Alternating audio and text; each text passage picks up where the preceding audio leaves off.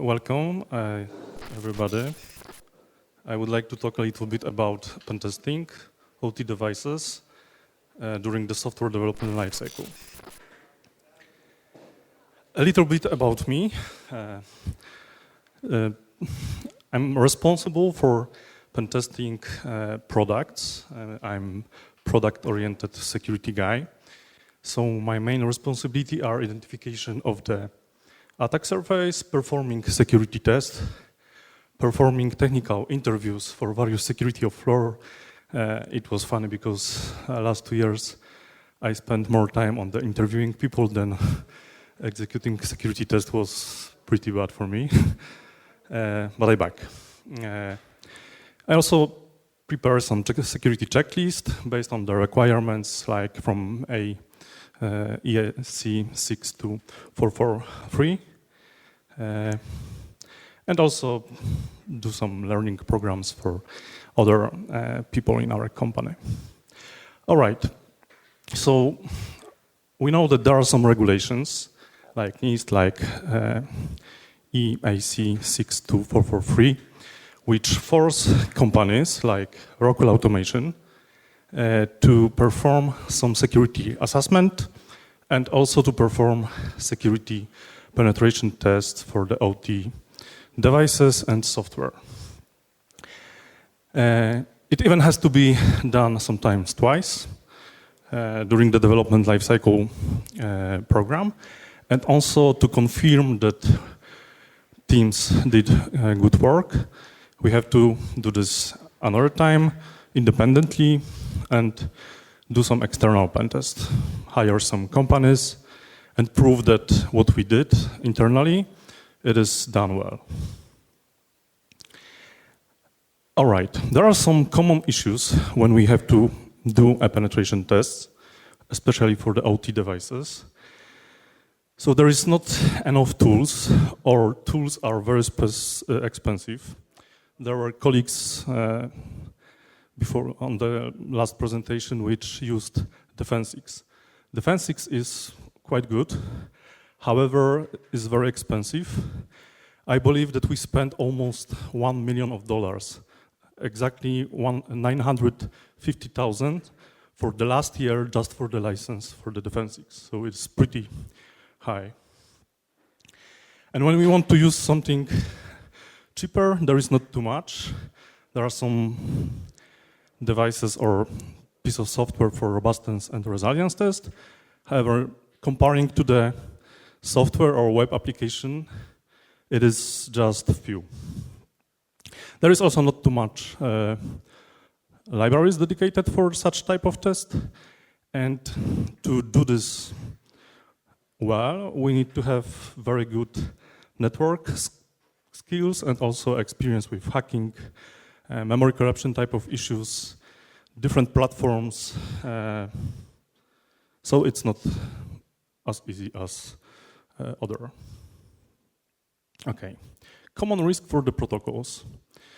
So there is plenty of protocols in the OT world, and I believe that those risks are very common. So low performance devices. So OT devices comparing to the PC or I don't know, any other equipment is rather very low. It means just few memory bytes memory, a small SPI memory, and very often slow CPU just to be a passive without any active cooling, and lack of authentication. I believe that we heard about this, that only few protocols have some authentication, some type of authentication. Nevertheless, it is not yet well implemented across the OT protocols. Memory corruption attack surface. Majority of the code is written in the C, C++, very old technology, which is unfortunately vulnerable on such type of attacks. Old inherited code, so companies, projects inherited code and don't want to invest too much to fix everything, to redesign architecture of the devices. historically, there is more focus on the performance. When the devices were designed in, I don't know, 20 years ago, it was not too risk-related with security. Everything started, for me, from the stacknet, actually, and I believe for the majority of the projects, which I had a chance to cooperate inside of the Rockwell, also. Attack surface. So there are typical attack surface related with the OT devices. Denial of service, remote code execution. I highlighted lack of authentication since I don't know how to classify. It is just simply by design. And it can be also very dangerous, used in a proper way. Firmware flashing, it is very wide. I think behind this. So there is secure boot implementation, lack of signing of the firmware. There is a lot of different things which we can use as an attack surface for this area. ARP spoofing, reverse engineering of the firmware, memory corruption, and also typical of a top 10 risk web application. DNS poisoning.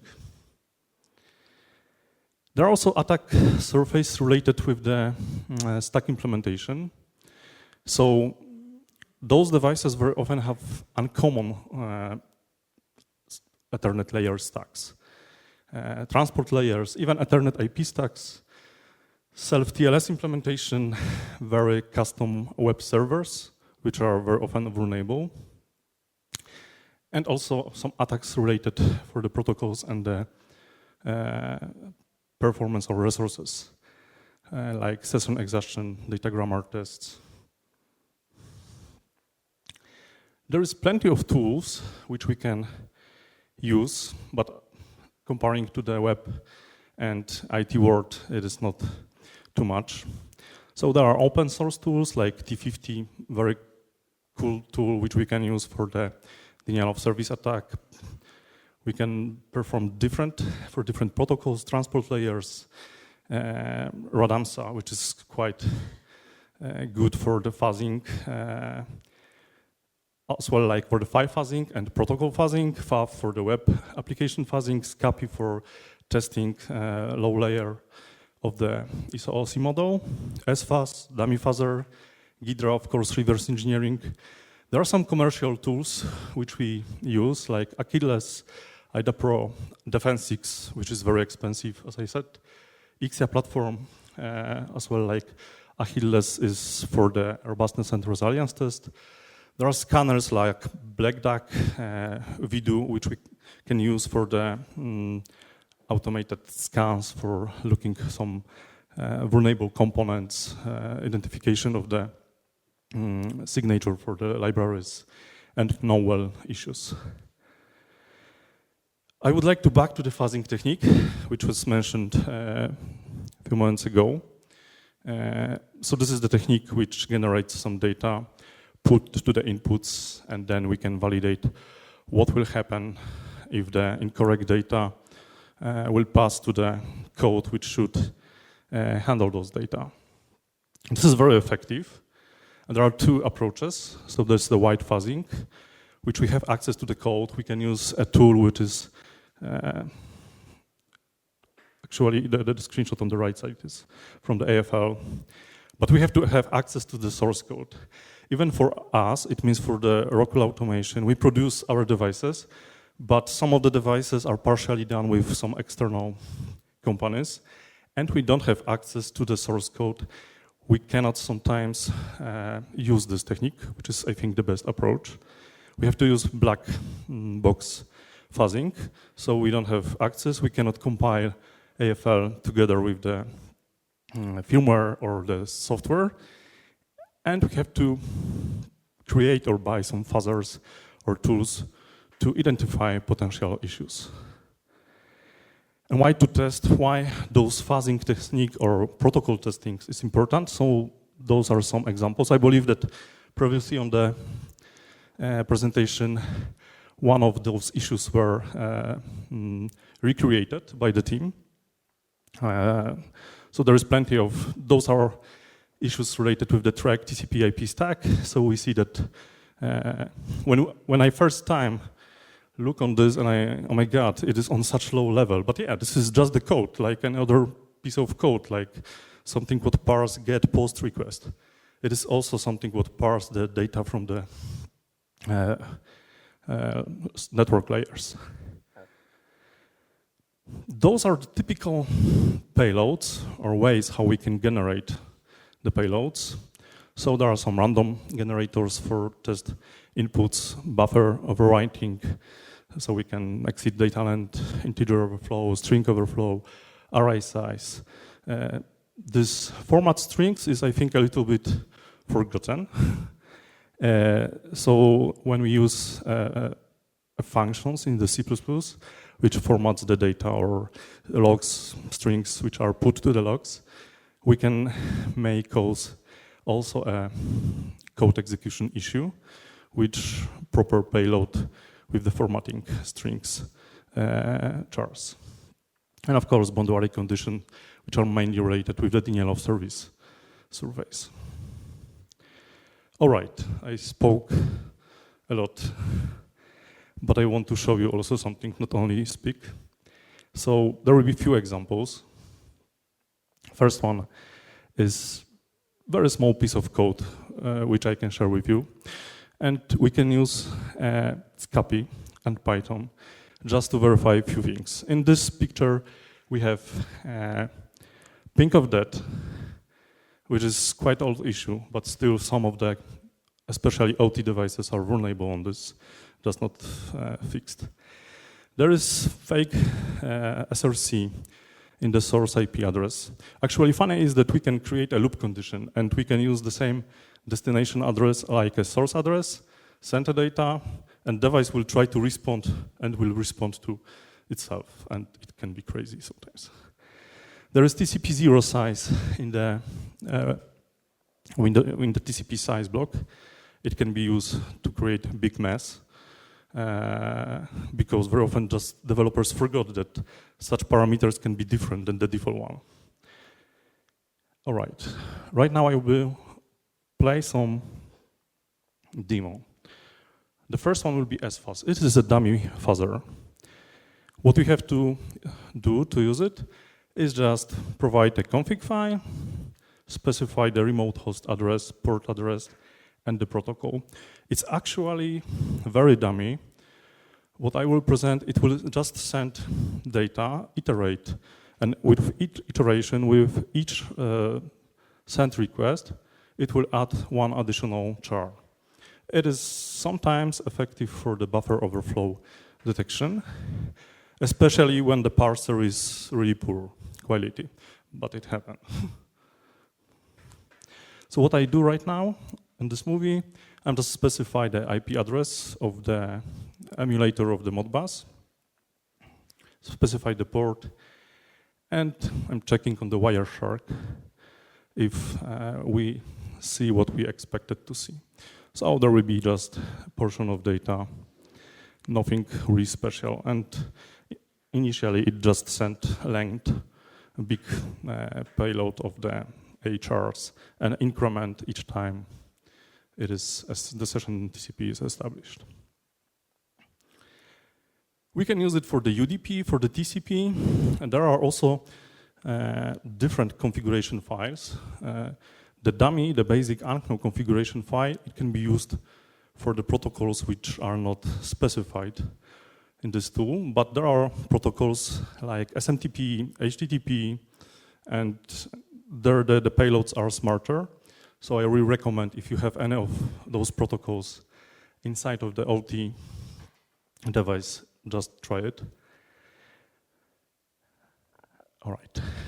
On this movie, I will show you how to approach a little bit more smarter fuzzing technique. First, I'm using a client. I'm sending the request, specifying the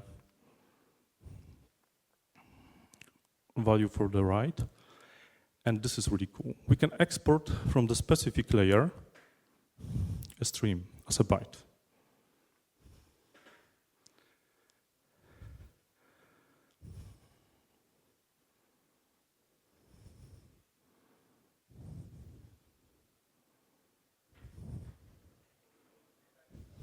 Right now I'm going to this directory when I save the request, and I will just show what exactly. There is just a few bytes.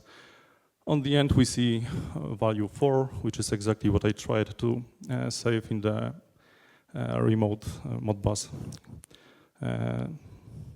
controller. All right. Having this, we can use open source tools, which is called Redamsa. I will just quickly try to show you how it works. So it just malform data. In this example on the screen, I'm just displaying some string, piping it on the Redamsa, and we see that there's different payload. We can specify the seed parameter, and with this seed, we will have always the same value for the specific case. Okay, right now, we can learn that not only we can malform those data and display, but also redirect it directly to the TCP or UDP port. And what I'm doing, I'm just specifying as an argument this write packet, which was used to write the data to the Modbus controller. The seed, it is just to be sure that I will be able to repeat it. -n means how many test cases, and the output is the IP and the port of this device. And right now we have really, I would say, not maybe smart, but quite clever fuzzer for the Redamsa, which cost us a few seconds of work.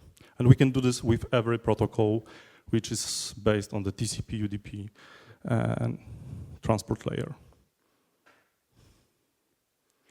And when comparing to the previous movie, we saw only some big portion of upper A incremented each time. This time, the whole message can be malformed, each of the field.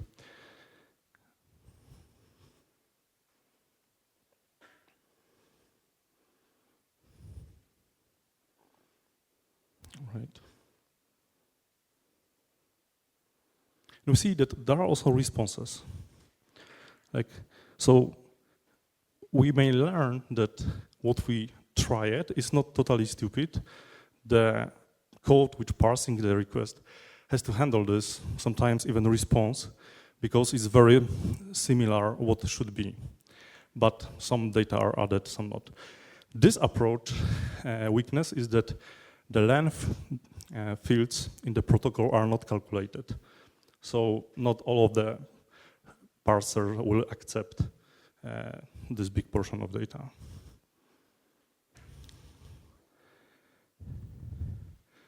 And the final approach is something which require the programming skills. I will present very quick a Modbus fuzzer.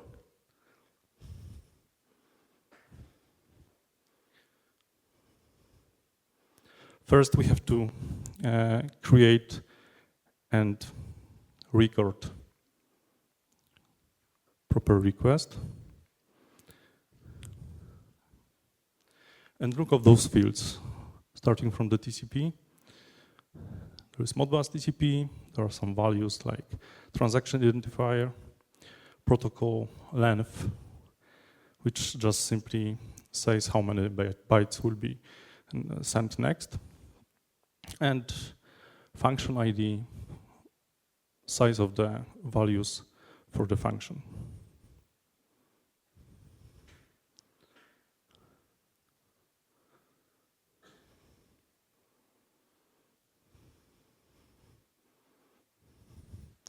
And now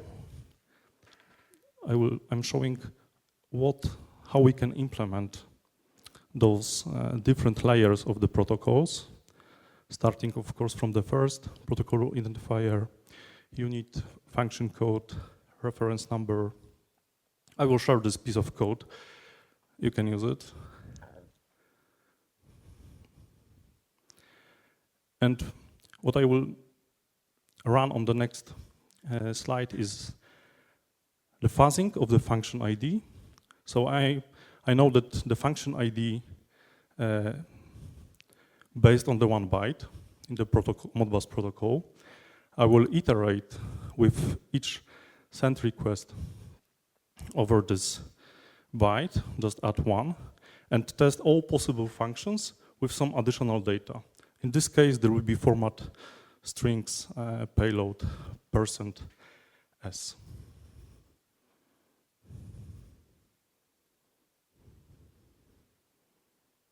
All right.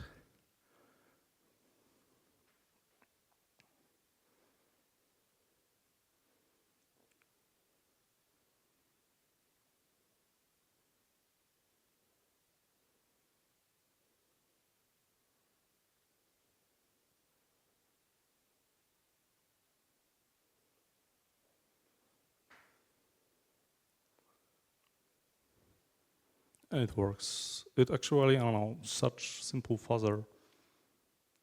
We need few days to prepare it and make it working.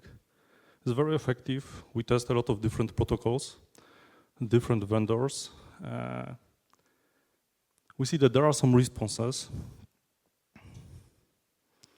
So the payload which we sent is properly parsed. So this is the payload, the upper S and % is the string, format string exploitation type of the data.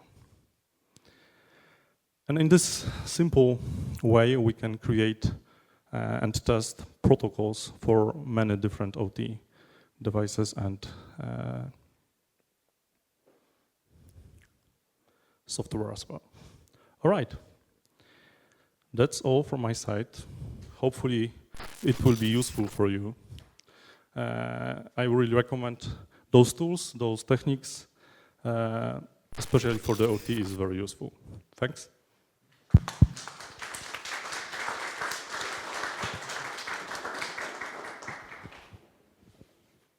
Thank you very much as well. Do we have any questions from the room, please? We have about, yeah, okay, so just microphone first. Thank you.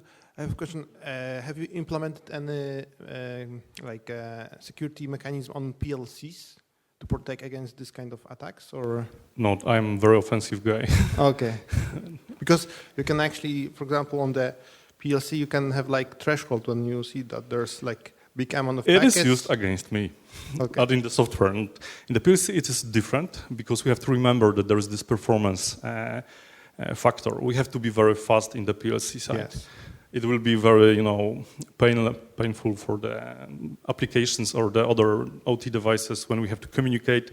And for some reasons, it will go to this condition that the threshold will be activated. Yeah, and it's not yet. It's quite non-deterministic, I would say. Yeah. Right? Thanks. One more? Okay. Just 1 second. Yeah.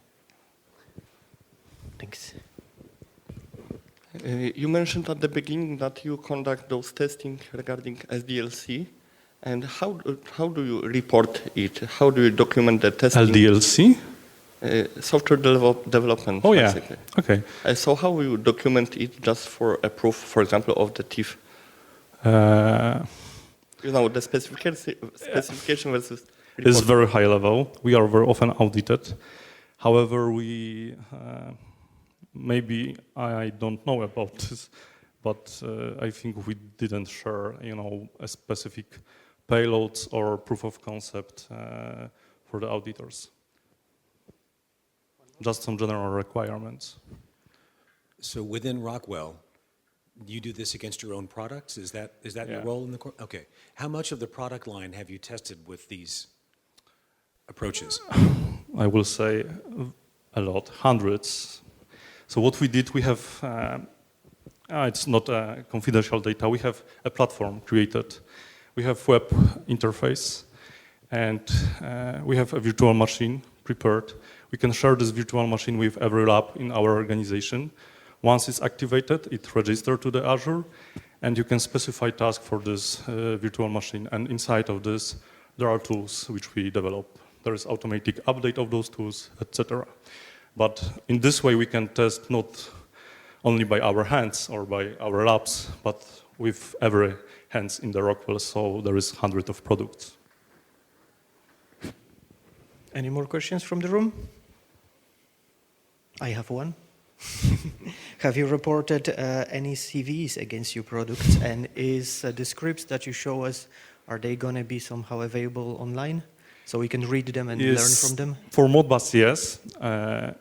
I unfortunately cannot share anything more like for the SIPS protocol which Rockwell is using. And there is hard discussion inside of our organization which simply is about which we should or not be an author of the CVE. Generally, we are, and especially in this technique or with my custom tools, I discovered a lot of issues, but no one is like signed directly to me. And yeah, I mean, I will try to not say too much, maybe. I'm trying to just imagine what I can say. Okay, very good. Any more questions from the room, please? Oh, one more. Just a small question. Do you have any certifications, like security certification, like ISA Secure or Achilles? Achilles, yes, we have Achilles certification. We are using Ixia, but I don't know that there are any certificates related to this. We have 2 certificates. We are certified as an organization. Products are certified as well. Not all, but some of them, the most important, especially PLC controllers. Of course, we have also some certifications which certified our skills in what we do and how. Thanks. Okay, I think that's it for now. We are looking forward to get your scripts on GitHub maybe next week. Yeah. Thanks. Thank you very much. See you.